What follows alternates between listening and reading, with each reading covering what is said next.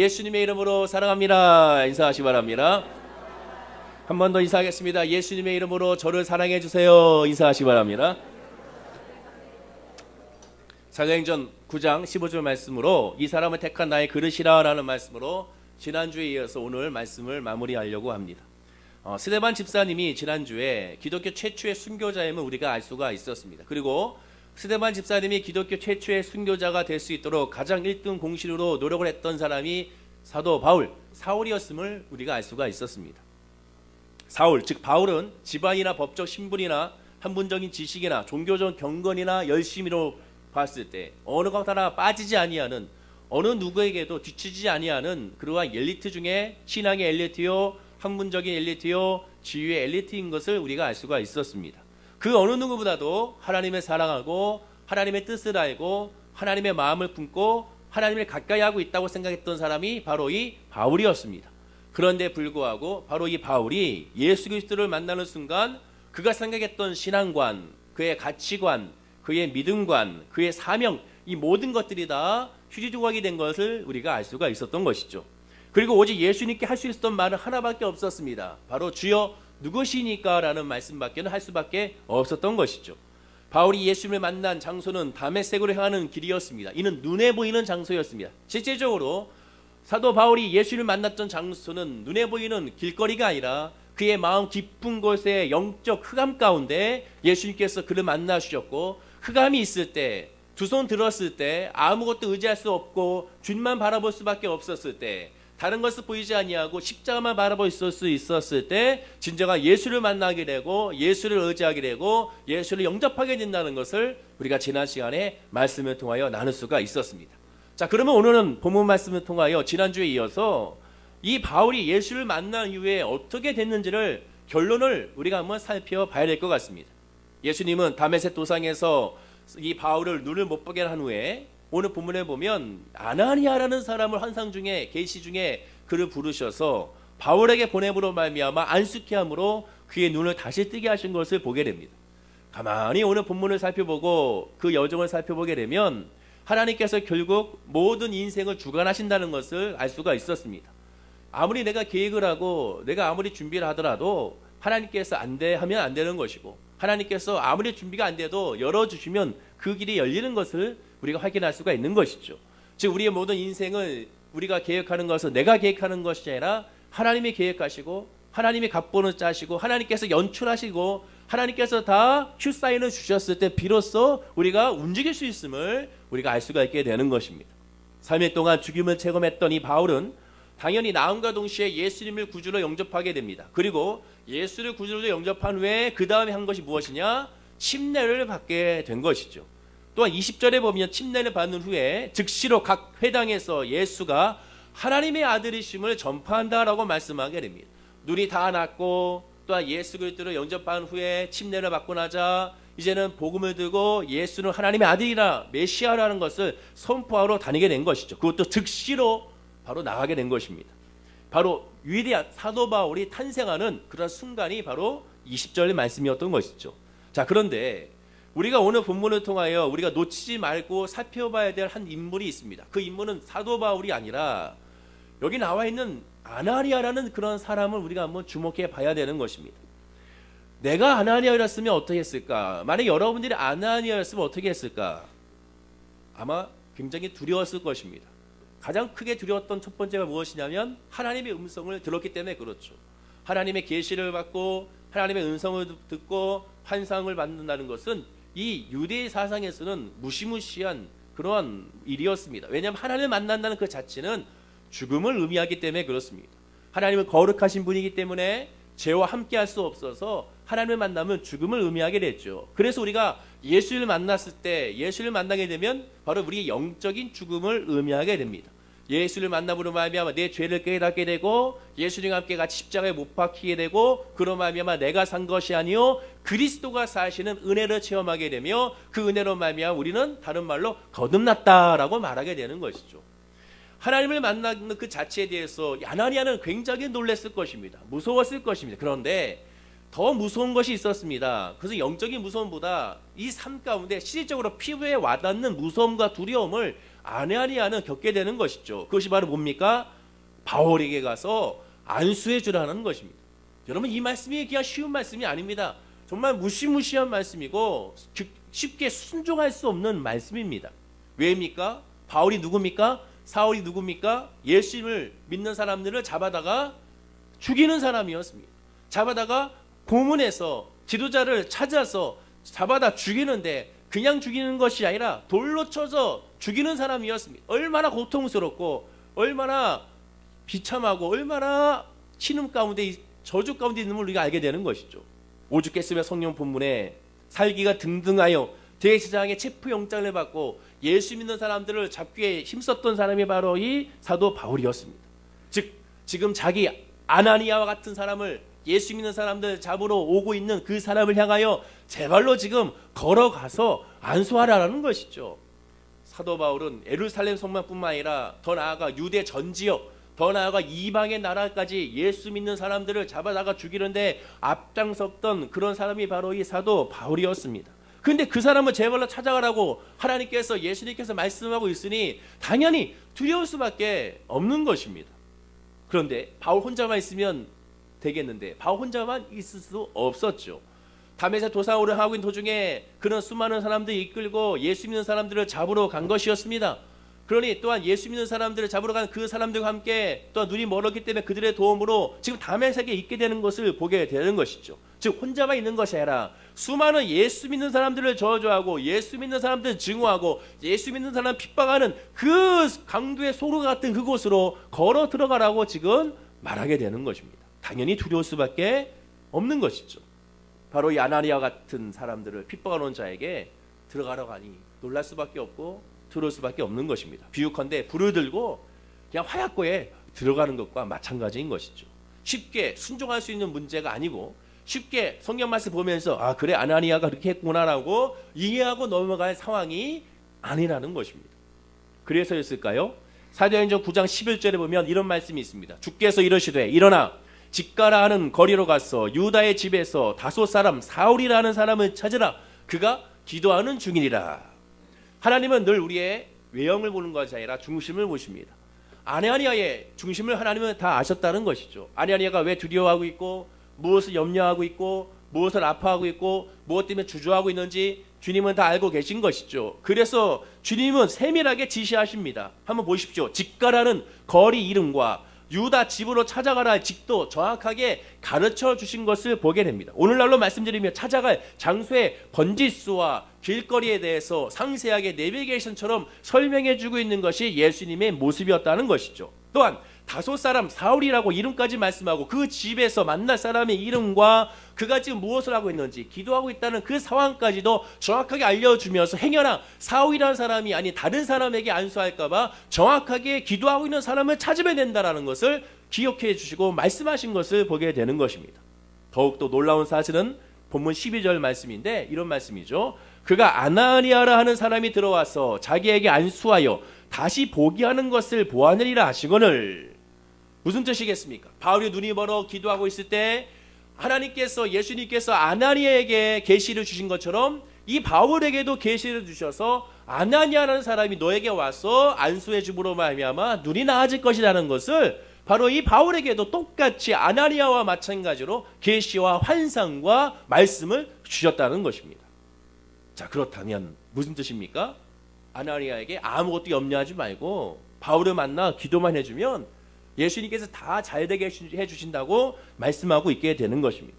아나니아가 염려하고 있는 것처럼 바울이 행여나 내가 찾아갔을 때 나를 잡아서 죽일까 두려워할 필요가 없다고 아나니아를 안심시켜준 말씀이 바로 이 말씀이었습니다. 자, 그러면 아나니아는 이 말씀을 들었으면 바로 순종해야 되지 않겠습니까? 바로 순종했을까요? 바로 순종하지 않았습니다. 이 정도 말씀하면 그래 내가 알겠습니다. 예수님 내가 그 말씀을 듣고 내가 행하겠습니다라고 아멘 전 나가겠습니다 하면 좋겠는데 아나니아는 하지 않았다는 것이죠. 아나니아는 주저했습니다. 왜 주저했습니까? 현실적인 문제가 있었기 때문에 그렇습니다. 그것이 13절 말씀입니다. 우리 다 같이 화면과 함께 13절 말씀을 합독하겠습니다. 아나니아가 대답하되 주여 이 사람에 대하여 내가 여러 사람에게 듣사온즉 그가 예루살렘에서 주의 성도에게 적지 않은 해를 끼쳤다 하더니 아나니아는 여전히 두려웠습니다. 예수님의 말씀이 임했지만 하나님께서 계시와 환상으로 주셨지만 실질적으로 이 바울이라는 이 사울이라는 사람은 예수 믿는 사람들 잡아 죽이고 비참하게 죽이고 잔인하게 죽이는 살기 등등한 사람인데 내가 어찌 나 혼자 가겠습니까? 라고 지금 말하고 있는 것입니다. 여러 명이 가면 모르겠는데 혼자 가라고 하니 여러분이면 가겠습니까? 저 같으면 못 간다고 뗐을 것입니다. 아내 아내도 마찬가지입니다. 나는 갈 수가 없습니다. 주저할 수밖에 없게 되는 것입니다. 마치 이 장면을 보면 떠오르는 장면이 하나가 탁 떠오릅니다. 출애굽기에서 하나님께서 모세에게 사명과 소명을 주는 장면이 떠오르게 되는 것이죠. 하나님께서 모세에게 나타나셔서 애굽으로 찾아가 바로로 찾아가 내 백성을 인도하라고 모세에게 명령하십니다. 사명을 주셨습니다. 그러나 그 사명을 받았던 이 모세는 바로 아멘하고 순종했느냐? 순종하지 않았습니다. 내가 무슨 말을 할 수 있겠습니까? 나는 말이 뻣뻣합니다. 나는 할 수가 없습니다. 나는 두렵습니다. 나는 이것을 할 수 없으니 감당할 수 없사오니 다른 사람을 보내주십시오 라고 말했던 사람이 모세였습니다.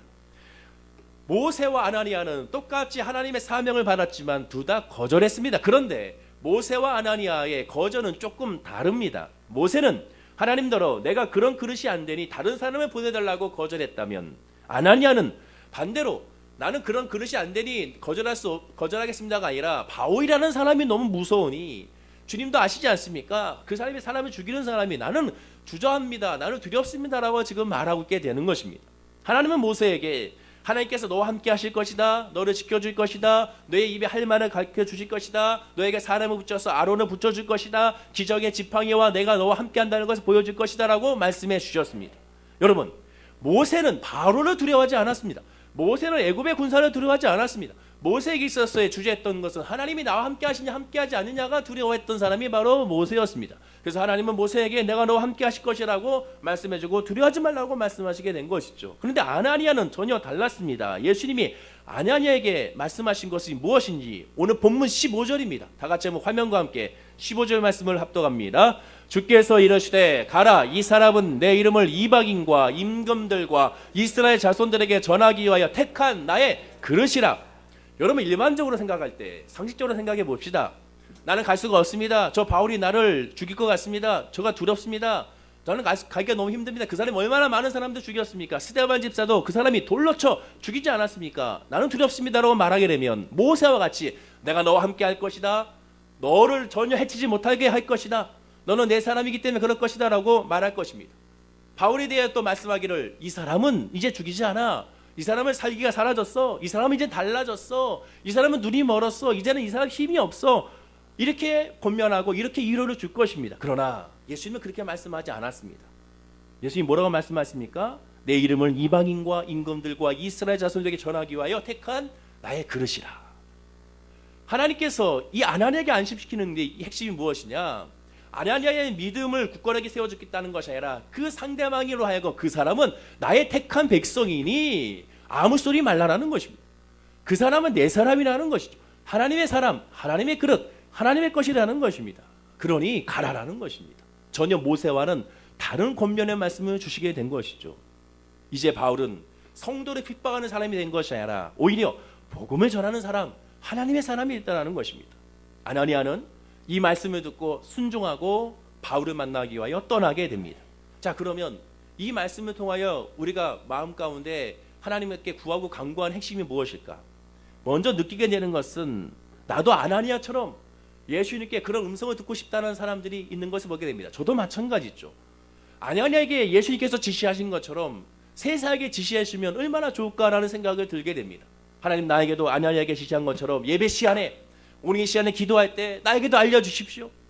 아버지 하나님, 나에게도 오늘 화요일날 누구 만나게 될 것이다. 수요일날 누구 만나게 될 것이다. 목요일날 누구 만나게 될 것이다. 만나면 이렇게 말을 해라. 이렇게 해라라고 나에게도 알려주면 얼마나 좋겠습니까? 사도 바울에게 알려준 것처럼 그렇게 알려주면 좋겠습니다. 시간과 장소와 시간을 하나하나 계시받고 직시받으면 얼마나 좋겠는가. 한마디로 미래를 미리 알 수 있으면 문제를 해결하는 데 도움이 될 것이고 피할 자를 정말 피하게 될 것이고 만날 사람을 정말 만나게 되지 않을 것인가. 그러니 아나니아에게 임한 하나님의 역사가 나에게도 임하게 달라고 기도하고 간구하게 된다는 것이죠. 주여, 나도 이것을 사모합니다라고 말하게 되는 것입니다. 결국 이는 무슨 뜻입니까? 매일매일 삶을 미리 알고 싶다라는 것이죠. 많은 사람들이 구하고 간구하는 기도의 특히 신년만 되면 구하고 간구하는 기도의 핵심이 무엇입니까? 올해는 잘 되게 해달라는 것이죠. 그래서 궁금한 것입니다. 그러다 보니까 심지어 우리 월계 순복음교회는 그렇지 않지만 일부 성도님 가운데는, 우리 교회 말고 일부 성도님 가운데는 점쟁이를 찾아가고 토종별을 보고 운세를 보고 타로를 보는 것을 보게 되는 것입니다. 왜? 미리 알고 싶기 때문에 그런 것이죠. 그러면 큰 위험이 닥쳐도 미리 경고를 받으니 피할 수가 있다는 생각입니다. 그러나 실상은 어떠합니까? 아무리 기도해도 구체적인 지시를 받은 적은 없습니다. 아무리 기도하고 간구해도 이렇게 하라라는 그런 마음의 음성이 들린 적이 없다라는 것이죠. 내 인생에 대한 주님의 전체적인 뜻조차 도저히 모르겠습니다. 도무지 또한 목사님의 설교 내용도 무슨 말인지 모르겠고 계속 딴 생각만 나고, 기도를 하는데 기도가 내가 하는지 기도가 나를 하는지 모를 정도로 도저히 그냥 헤매고 있는 것이죠. 성경은 분명 기도하여 하나님의 뜻을 구하고 그 뜻대로 살라고 하고 있는데 그 뜻을 도저히 알 수는 없는 것 같습니다. 그러다 보니 어찌 됩니까? 교회 와도 재미가 없고 예배 시간은 왜 이렇게 길고 지루하고 따분한지를 모르게 되는 것이죠. 그러나 여러분, 하나님은 분명하게 우리를 인도하실 때 아냐리아와 같이 인도하시지는 않는다는 것입니다. 하나님이 인도하는 방식은 아냐리아와 같은 그러한 구체적인 지시의 인도 방식이 아니라는 것이죠. 특별한 경우를 제외하고는 하나님은 그렇게 하지 않는다는 것입니다. 본문의 사건, 아냐리아와 바울에게 일어난 사건은 성경에도 딱 한 번, 전 세계적으로 한 번밖에 없는 사건이고 앞으로도 있을 수 없는 단 한 번의 사건이라는 것입니다. 특별한 경우라는 것이죠. 바꿔 말해 하나님은 통상적으로 성도를 대하실 때 지금과 같은 방식으로 대하지 않는다는 것입니다. 지금과 같은 방식으로 만나주지 않는다는 것입니다. 예를 들면 모세의 홍해는 단 한 번밖에 없었죠. 두 번 있었습니까? 평생에 한 번, 지금도 한 번, 앞으로도 다 한 번, 바로 성경의 모세 애굽의 출애굽 때 그때 딱 한 번 홍해가 갈라서고 마르게 된 것입니다. 여호수아 요단강도 마찬가지고 여호수아의 여리고 성도 마찬가지고 그런 식으로 무너지는 것은 딱 한 번, 더 이상 다시는 그런 성으로 무너진 적은 단 한 번도 없었습니다. 사자와 리차드가 에르산 성을 공격했을 때, 성전을 벌였을 때 그도 그렇게 기도했다고 하죠. 여리고 성이 무너지듯이 예루살렘 성도 무너지기 원합니다 기도했다고 하죠. 독실한 크리스찬이었기 때문에. 그러나 무너졌습니까? 오히려 본인이 무너져서 십자가 원정에서 실패한 것을 보게 되는 것입니다. 나아만 장군은 어떻습니까? 요단강 치료도 한 번밖에 없었습니다. 그 요단강에 7번 물에 들어갔다 나오는 것이 그 사람만 딱 한 번이었지 다른 사람은 단 한 번도 그런 역사는 없었던 것이죠. 요나의 물고기도 마찬가지입니다. 딱 요나만 물고기 들어가서 3일 동안 있다 나왔지 어느 누구도 다른 사람도 물고기에 들어갔다 나온 사람은 단 한 명도 없다라는 것이죠. 해당전 야이로에 따르게 달리다고 하신 것도 그 사람만 딱 한 명입니다. 그 소녀에게만 달리다고 소녀야 일어나라 하셨지 다른 사람에게 예수님이 달리다고 오늘날에도 누군가에게 달리다고 하신 적이 없다라는 것이죠. 귀먹고 어눌한 자에게 하신 에바다 열리라 그 말씀도 이 사람에게만 하셨지 다른 누구에게도 이 말씀은 하시지 않았습니다. 한마디로 하나님은 성도에게 맞게 그 그릇에 맞게 그 믿음에 맞게 그 환경에 맞게 그의 믿음의 분량의 이해와 깨달음에 맞게 하나님이 역사하신다는 것이죠. 다윗이요, 하나님을 향하여 찬양할 때 뭐라고 찬양합니까? 다윗은 이렇게 찬양합니다. 하나님은 나의 요새시요 나의 반석이시요 나의 바위시요 나의 산성이시요 나의 구원의 뿌리라고 고백합니다. 이게 무슨 뜻입니까? 하나님께 아부하는 것이 아닙니다. 그의 평생에 뒤돌아봤을 때 하나님이 그렇게 역사하셨다는 것입니다.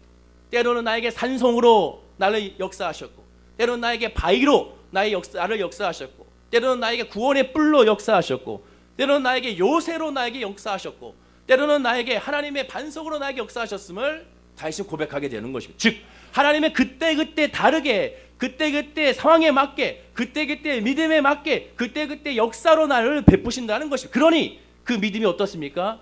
기대가 되고 소망이 되고 넘쳐나게 되는 것이죠. 하나님이 나를 지난 세월에 이렇게 인도하셨는데 지금 또 문제와 어려움과 환경이 닥쳐오면 하나님이 또 어떻게 역사하실까?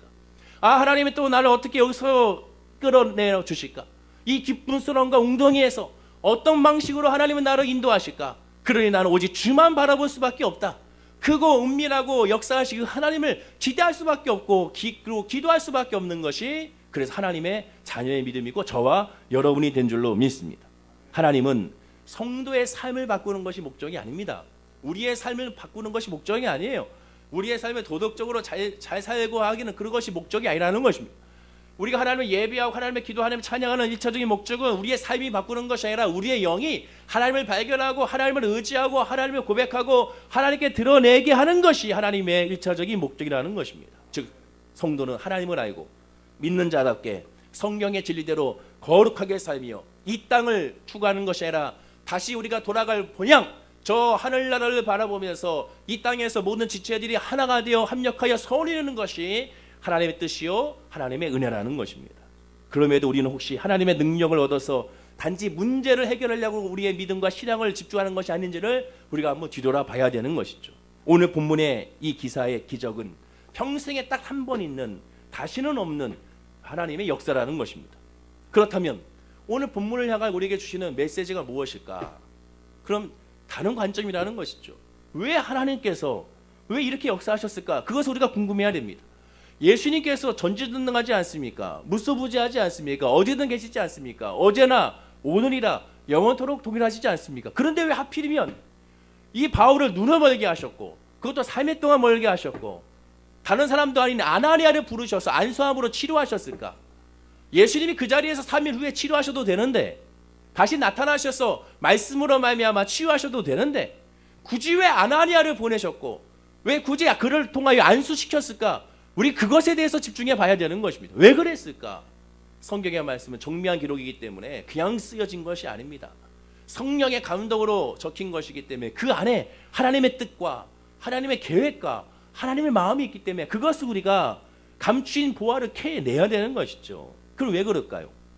지금 바울이 향하고 있는 곳은요 다메섹입니다. 이방의 도시죠. 그 다메섹 이방 도시에 예수 믿는 사람들 잡아 가두기 위하여 죽이기 위하여 떠났었습니다.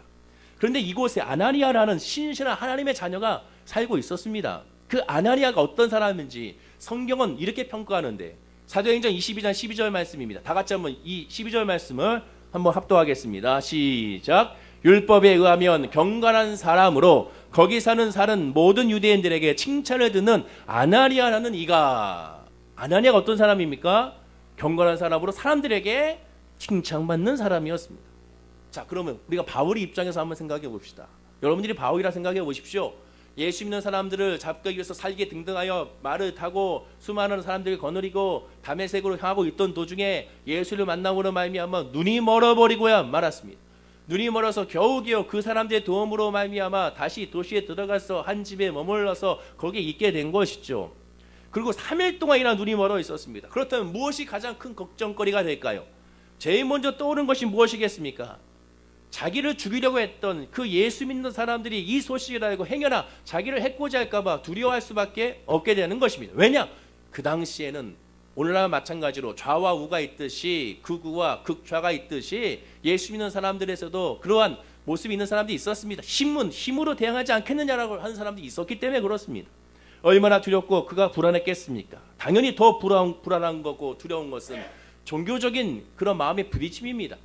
여태까지 내가 하나님의 일을 잘하고 하나님을 잘 알고 하나님의 뜻을 쫓고 누구보다도 하나님을 잘 섬긴다고 자부했는데 그런데 왜 나에게 이런 핍박이 있고 왜 나에게 이런 일이 있느냐라고 그의 신앙 가운데 부딪힐 수밖에 없는 것이죠. 실례로 우리 주변 사람들 가운데 열심히 하나님을 섬기고 열심히 하나님을 예배하고 12조 생활 빼먹지 아니하고 감사한 건 열심히 드리고 또한 때 되면 하나님 앞에 열심히 봉사하고 헌신하는 사람들 가운데 갑자기 암이 들어오고 사랑하는 자녀가 알 수 없는 말도 안 되는 교통사고로 천국 먼저 보낼 수밖에 없는 상황이 닥쳐오고 잘 되던 사업이 갑자기 망하고 잘 있던 그 직장에서 명예퇴직을 당하게 된다면 아무리 믿음이 좋은 사람이라도 하나님 이럴 수 있습니까? 라는 생각을 할 수밖에 없게 되는 것입니다. 더군다나 이 바울은 누구보다도 바리새인 중에 바리새인이며 유대인 중에 유대인이며 자부심이 넘쳐났던 사람이었습니다. 누구보다도 하나님의 뜻을 잘 알고 하나님의 마음을 잘 안다고 자부했던 사람이 그 했던 모든 것들이 오히려 하나님의 일을 망치고 하나님을 대적하는 것이라는 음성을 들었을 때 그의 마음 가운데 부딪힘은 어마어마했을 것이고 혼돈은 어마어마했을 것입니다. 당시 바리새인들은 최소 하루에 3번을 정기적으로 기도하는데 그 기도하는 내용이 특이합니다. 첫 번째 기도의 내용은 자기가 여자가 아닌 남자로 태어남을 기도했습니다. 두 번째는 자기가 종으로 태어난 것이 아니라 자유인으로 태어난 것을 하나님께 감사로 기도했습니다. 세 번째는 할례를 모르는 이방인으로 태어난 것이 아니라 하나님의 선민 이스라엘의 유대인으로 태어난 것에 대해서 그들은 감사했습니다. 더군다나 바리새파 사람들은 그 어느 유대인들보다도 내가 바리새파 사람이 된 것에 대해서 그들은 감사했습니다. 말하자면 하나님께 감사라는 방식으로 기도하고 하나님을 찬양했지만 결과적으로 자기의 의를 들어가고 자기의 종교적인 자신감을 드러내며 자신을 높이는 기도를 늘 하나님께 하루에 3번씩 기도한 것입니다. 그러니 예수님께서 이 독사의 자식들아, 이 외식하는 녀석들아라고 예수님께서 비판하시게 된 것이죠. 바리새인 속에 있었던, 바리새파에 속해 있었던 바울이 눈이 멀자 무엇부터 했습니까? 11절에 보면 기도부터 했습니다. 다소 사람 사울이라는 사람을 찾아라. 그가 뭐하는 중이다? 기도하는 중이다. 자, 그럼 여러분 생각해 보십시오. 기도하고 있는 이 바울이 예전처럼 똑같이 습관적으로 바리새파의 기도처럼 3번씩 나는 남자로 태어나니 감사합니다. 나는 종이 아니니 감사합니다. 나는 하나님 아버지 이방인이 아니니 감사합니다. 나는 바리새파 사람이 감사합니다. 이런 기도를 했을까요? 아니라는 것이죠. 예수를 만난 순간 그의 신앙의 정체성이 뒤집어졌습니다. 여태까지 예수님의 말씀을 생각했을 것입니다. 예수님의 기적을 생각했을 것입니다. 예수님의 십자가의 죽으심과 부활을 생각했을 것입니다. 더 나아가 내가 죽였던 그 스데반 집사님의 그 말을 기억했을 것입니다. 스데반 집사님의 그 표정을 기억했을 것입니다. 그러면서 예수님이 누군지를 다시 한번 바라보고 예수님 앞에 엎드릴 수밖에 없는 기도를 이 바울이 했을 것입니다. 그 증거가 무엇입니까? 예수님께서 그에게 계시와 환상을 주셨던 것이죠. 아나니아는 사람이 너에게 다가와서 너에게 안수함으로 말미암아 눈이 남을 받겠다는 계시를 받게 된 것입니다. 당연히 바울은 무조건 잘못됐습니다는 기도를 할 수밖에 없습니다. 왜? 예수님을 만났기 때문에. 예수를 만나면 회개가 터져 나옵니다. 예수를 만나면 자기의 죄가 드러나기 때문에 그렇습니다. 당연히 3일 동안 바울이 기도한 것은 눈물로 자기의 회개하게 되고 하나님을 엎드려 하나님을 경배할 수밖에 없고 주여 나를 도우소서라는 기도를 할 수밖에 없다라는 것이죠. 그런 와중에 바로 환상을 보았고 생전 처음 보는 사람 아나니아라는 듣도 보지 못했던 사람이 자기에게 안수하는 모습을 바라보게 된 것입니다. 그리고 그 환상이 끝나고 나서 진짜로 아나니아라는 사람이 자기에게 나타나 자기에게 안수하게 되는 것이죠. 이 말씀이 너무 중요하니까 이 말씀을 다 같이 17절 말씀을 다 같이 우리 큰 소리로 합독하겠습니다. 화면을 보면서 합독합니다. 시작. 아나니아가 떠나 그 집에 들어가서 그에게 안수하여 이르되 내가 오는 길에서 나타나셨던 예수께서 나를 보내어 너로 다시 보게 하시고 성령으로 충만하게 하신다 하니 바로 이 말씀입니다. 이 말씀이 왜 하나님이 예수님이 이 바울을 눈을 멀게 하셨고 왜 아나니아를 보내셨으며 아나니아를 통하여 왜 안수하게 하셨는지를 알 수 있는 말씀이 바로 이 말씀입니다. 이 말씀을 읽는 순간 이 말씀을 묵상하는 순간 아하 이래서 예수님이 그렇게 하셨구나 하는 것을 깨닫게 되는 것이죠. 왜 예수님이 직접 치유하지 않으셨는가? 왜 아나니아를 부르셨는가? 왜 안수함으로 치료하지 않는지 알 수 있는 구절입니다. 이 구절의 10절에 무엇이 있습니까? 우리 10절 말씀을 다시 한번 화면에 띄워주십시오. 10절에 무슨 말씀이 있습니까? 아나니아가 바울을 만나자마자 뭐라고 얘기합니까? 형제 사울아라고 말한다는 겁니다. 여러분 이 말이 엄청난 말입니다. 예수를 잡아 죽이겠다고 왔던 사람입니다. 심지어 그 사람을 기양 죽이는 것이 아니죠. 살아있는 사람을 돌로 쳐서 죽였습니다. 스데반 집사를 보십시오. 그 고통과 그 신임이 무지무지하고 그 잔인성이 어마어마한 것이죠. 철천지 원수를 뭐라고 부릅니까? 지금 형제라고 부르고 있습니다. 나를 죽이러 온 사람을 살기 등대했던 사람을 뭐라 부릅니까? 형제라고 부르고 있습니다. 나를 미워하고 저주했던 사람을 형제라고 부르고 있습니다. 오늘날로 따지면 나의 돈을 떼먹고 도망간 사람을 형제로 부르고 있는 겁니다. 나에게 악의적인 말을 하고 비방하고 저주했던 그 사람을 형제라고 지금 부르고 있는 것입니다. 더군다나 직접 찾아가서 그에게 형제 사울아라고 말하고 있는 것입니다. 두 눈이 멀어있던 이 바울이 이 말을 들었을 때 그 마음의 심정이 어떠했을까요? 바울은요 어떤 사람입니까? 율법에 정통한 사람입니다. 구약 율법에 신명기 19장 21절에 보면 눈에는 눈으로 이에는 이로 갚으라고 율법은 명시하고 있습니다. 즉 저 사람이 우리의 가족을 죽였으면 나도 달아가서 그 사람을 죽여야 한다는 것이죠. 왜? 눈에는 눈, 이에는 이이기 때문에 그렇습니다. 예수님이 이 땅에 오셔서 율법에 대해서 뭐라고 말씀하십니까? 이 율법을 가지고 이렇게 가르치십니다. 마태복음 5장 38절, 39절, 43절, 44절에 또 눈은 눈으로 이는 이로 갚으라 하였다는 것을 너희가 들었으나 나는 너에게 이르노니 악한 자를 대적하지 말라. 누구든지 내 오른뺨을 치거든 왼뺨도 돌려대며 또 내 이웃을 사랑하고 내 원수를 미워하라 하셨다는 것을 너희가 들었으나 나는 너에게 이르노니 너희 원수를 사랑하며 너희를 핍박하는 자를 위하여 기도하라 라고 예수님은 말씀하십니다. 예수님은 서로 사랑해라, 서로 용서해라, 서로 도우라 라고 말씀하고 있는 것입니다. 바로 이 아나니아가 그 예수님의 말씀을 실천하고 있는 것입니다. 죽일 수 있고 죽이고 싶은 정말 악랄한 그 사울에 다가가서 그가 형제 사위라고 지금 고백하는 그 자체가 이것이 복음의 능력이고 이것이 예수 그리스도의 능력이라는 것이죠. 바울이 얼마나 나쁜 사람이고 얼마나 무서운 사람인지 알 수 있는 구절이 계속 나옵니다. 사도행전 9장 20절과 21절에 보면 즉시로 각 회당에서 예수가 하나님의 아들이심을 전파하니 듣는 사람이 다 놀라 말하되 이 사람이 예루살렘에서 이 이름을 부르는 사람을 멸하려 하던 자가 아니냐, 여기 온 것도 그들을 결박하여 대제사장에로 끌어가고자 함이 아니냐 하더라라고 말하게 됩니다. 예수의 복음을 전하고 있는 그 모습을 보고 주변에 있는 사람들이 수군거렸습니다. 야, 이 사람은 예수를 핍박하는 사람이 아니냐. 그들도 놀랄 수밖에 없었던 것이죠. 심지어 22절에 보면 사울은 힘을 더 얻어 예수를 그리스도라 증언하여 다메섹에 사는 유대인들을 당혹하게 하니라. 예수를 잡아 죽이는 사람이, 예수 믿는 사람들을 핍박하는 사람이 갑자기 하루아침에 예수의 복음을 증언하고 있으니 유대인들이 당혹할 수밖에 없는 것이죠. 어리둥절할 수밖에 없는 것입니다. 심지어 26절에 보면 사울이 예루살렘으로 가서 제자들에게 사귀고자 하나, 우리 교제하자. 그러자 다 두려워하여 그가 제자됨을 믿지 아니하니라. 믿을 수가 없는 것이죠. 제자들이 두려울 수밖에 없는 것이죠. 스데반 집사를 어떻게 죽였는데, 그를 죽일 때 그 표정을 봤는데, 근데 어찌 내가 저 사람과 사귈 수가 있어요? 두려울 수밖에 없는 것입니다. 왜? 인간은 외형적인 것을 보기 때문에 그렇습니다.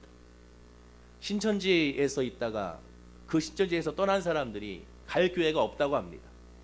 어느 교회를 가든지 신천지였다는 사람을 어떻게 알았는지 알아서 사람들이 색안경을 끼고 본다라는 것이죠.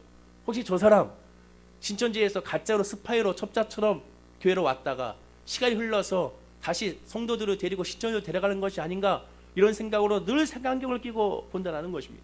나는 아니다. 나는 이제 벗어났다. 나는 이제 하나님의 사람이다. 나는 이제 온전하게 예수만 고백을 한다 하더라도 사람들의 시선은 여전히 그 자리에 머물러 있었다는 것입니다.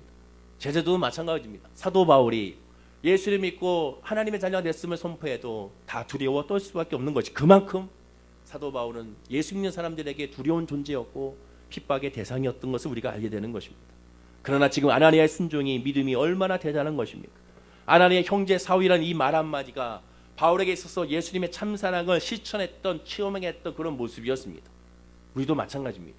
우리가 해야 될 것은 무엇이냐? 우리 주변에 원수를 용서하고 사랑하고 품어주는 모습이 있어야 한다는 것이죠. 옆에 있는 분에게 이렇게 인사하겠습니다. 원수를 사랑합시다. 인사하시기 바랍니다. 물론 옆에 있는, 내 옆에 앉아있는 분은 여러분의 원수는 아닐 것입니다. 원수는 옆에 안 앉아 있겠죠. 멀리 앉아 있던가, 아니면 집에 있던가, 아니면 다른 데 있겠죠. 집에 있으라 하면 안 되겠죠. 원수가 아니라 우리는 가족이니까. 사랑하는 모든 성도님들이 원수가 되는 것이 믿음의 사람이 되어야 되는 것입니다. 저희 어머님의 핸드폰에 아버지의 그 전화번호 적혀 있는 게 평생 왼수라고 적혀 있더라고요. 그래서 권사님이 되셔가지고 장로님한테 평생 왼수라고 하면 다른 사람이 봤을 때 뭐라고 하겠냐고 바꾸라고 그래가지고 평생 사랑이라고 바꾸셨습니다. 그렇습니다. 남편이 무슨 평생 왼수가 될 수가 있겠습니까? 아닌 것이죠. 사랑의 표현인 줄로 믿습니다. 진짜 원수는 보기가 싫지 않습니까? 진짜 원수는 가까이 하기로 싫습니다.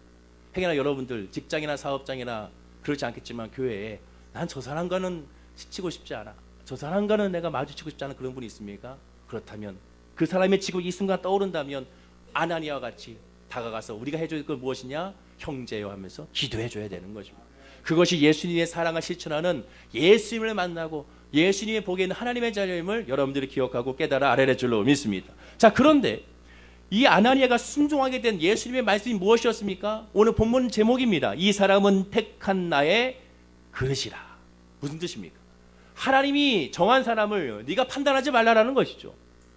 하나님이 쓰시는 사람을 네가 판단하지 말라라는 것입니다. 내가 부정하지 않다면 왜 네가 부정하느냐라고 말씀하고 있는 것입니다. 베드로도 그래서 나중에 혼났지 않았습니까? 내가 먹어도 된다고 하는데 왜 네가 먹지 말라고 하느냐? 하나님이 하신다는데 왜 네가 하느냐라고 말씀하고 있는 것입니다. 하나님 오는 것은 무조건 다 옳은 것입니다. 모든 사람은 다 택한 백성이고 택한 하나님의 자녀인 것입니다. 좌우 요새 계속 난리지 않습니까?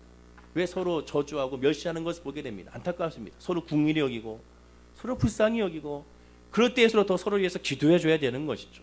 하나님은 항상 십자가의 사랑의 누르로 저와 여러분을 보시는데 우리도 예수의 십자가의 사랑으로 서로를 사랑하고 품어주는 모습이 저와 여러분에게 있어야 될 줄로 믿습니다. 그러면서 옆에 있는 분에게 인사하겠습니다. 저를 사랑해 주세요. 인사하시기 바랍니다.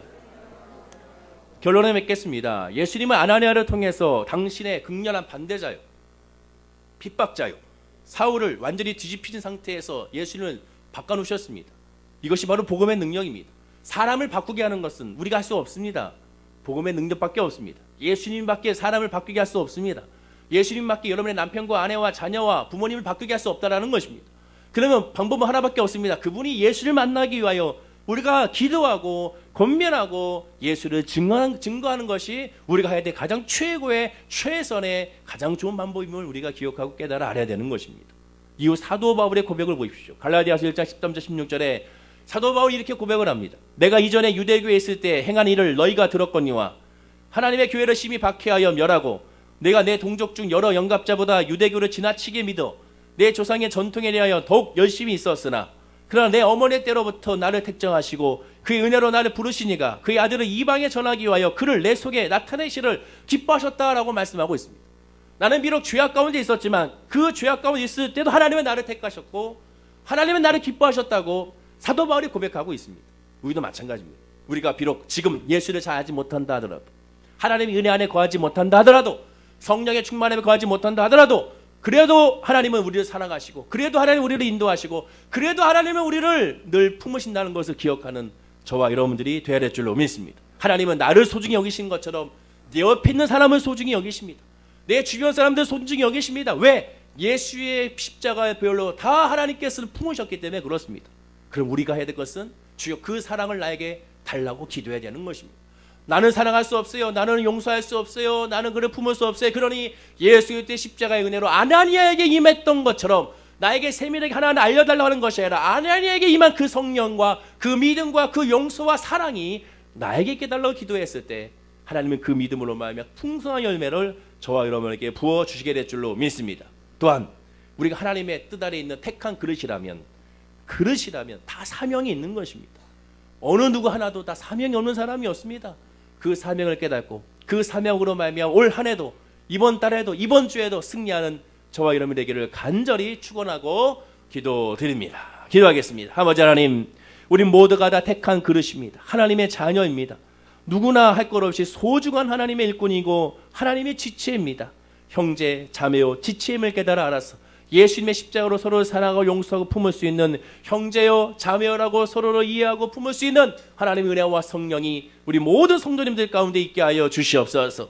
남편을 품게 하시고 아내를 품게 하시고 자녀들을 품게 하시고 부모님을 품게 하여 주시고 직장의 동료와 상사와 부하 직원과 또한 사업의 파트너를 품을 수 있는 그 은혜가 우리에게 있게 하여 주시옵소서.